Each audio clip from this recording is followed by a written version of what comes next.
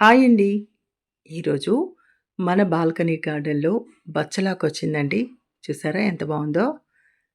చాలా టేస్ట్‌గా ఉంటదండి. ఒక 2 రెమ్మలు తోటకూర గూడా వచ్చింది.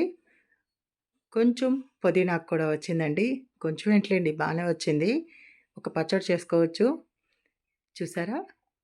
మా బచ్చలాకు మొక్కలు ఈ టైంలోనే తుంచానండి. మళ్ళా పెరుగుతాయి. చూడండి చాలానే వచ్చిందండి. అంటే ఒకరోజు పప్పుకి వస్తుంది.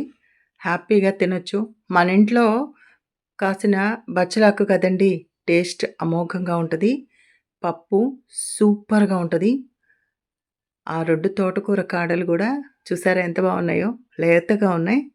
పుదీనా అయితే మంచి సువాసనతో ఉందండి. మనింట్లో మనం పండించుకున్న బచ్చలాకు, పుదీనా ఎంతో బావున్నాయి కదా!